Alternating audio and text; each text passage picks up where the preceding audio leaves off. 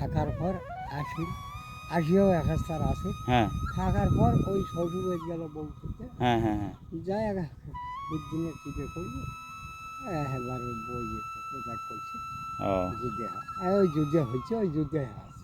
না না, এই বয়সে তোমাকে তো পরিশ্রম করার দরকার নাই, করা তো দরকার নেই, করবারও মনে হয় না, মন চায় না। মন চায় না। আর এই বয়সে এখন খালি ছুটনে বসনে নামাজ পড়া, এইটাই যে সেই সুযোগটাই আর ইয়ে হবে না। এখন দেখুন দেখুন বছর খানিক আর খানিক দেখবে হুম, একটা বেড়ার দেন ওরা দোকান ছাড়ি দিয়ে সেটা ঠিক আছে। দেয়। এখন আর কথা হলো কি, তোমার যে বয়স এ সময় হুম। যদি বাই আসসালামু আলাইকুম প্রিয় বন্ধুগণ, এই ব্যক্তির বক্তব্য অবশ্যই শুনলেন। তো এই ব্যক্তির বক্তব্য হচ্ছে, এই ছেলে মেয়ে মানুষ করে কী লাভ হলো আমার, ছেলে মেয়ে মানুষ করে আমার কোনো লাভ হলো না। তো এই বয়সে এসে তাকে যদি এরকম হাড় ভাঙা খাটুনি করতে হয়, তাহলে তো ছেলে মেয়ে মানুষ করে কোনো প্রয়োজন ছিল না। দেখেন, এই ব্যক্তি নিজেই চলতে পারে না, তার মধ্যে একটি লোড সাইকেল নিয়ে চলাচল করতেছে। উনি একজন ব্যবসায়ী মানুষ, পূর্ব থেকে ছিল। তো উনি এখন এই অবস্থায় আর কী করবে, কোনো ছেলে মেয়ে পাশে নেই বিধায় এখন ওনাকে নিজেই পরিশ্রম করতে হচ্ছে। ওনার অনেকগুলো ছেলে, বুঝতে পারছেন, ওনার মেয়ে বলতে নেই, মেয়ে নাই, ছেলে অনেকগুলো, একটা ছেলেও পাশে নাই।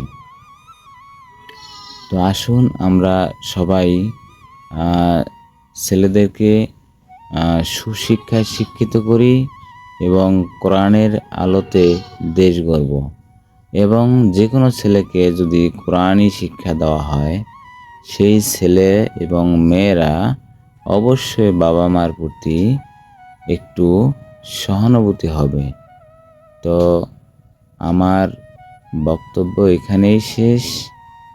আসসালামু আলাইকুম, ভালো থাকেন সবাই, আল্লাহ হাফেজ, বাংলাদেশ জিন্দাবাদ। সবাই ভিডিওটা অবশ্যই শেয়ার করবেন, আমার এতটুকু আহ্বান, যাতে মানুষ সবাই এখান থেকে শিক্ষা নিতে পারে যে একজন বৃদ্ধা বয়সে তার কি প্রয়োজন, তার কিসের অভাব। এই ব্যক্তি বারবার শরীরের ঘাম এবং চোখের পানি মুছতেছে, দেখতে পাচ্ছেন। ওনাকে আমি যখন ওনার কথাগুলো, দুঃখের কথাগুলো বললাম, তখন উনি চোখের পানি ছেড়ে দিছে। তো আমার এই কথা হলো, ছেলে এবং মেয়েদেরকে ভালো শিক্ষায় শিক্ষিত করুন, যাতে আপনাদের শেষ বয়সে কাজে লাগে। ছেলে মেয়ে তো শেষ বয়সের জন্য, যখন চলতে পারবেন না তখন ছেলে মেয়ে কাজে লাগবে।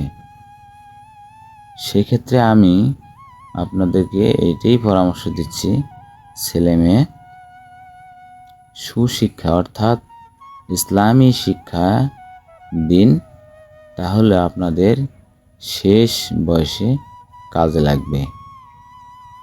ধন্যবাদ সবাইকে, আসসালামু আলাইকুম আবারও।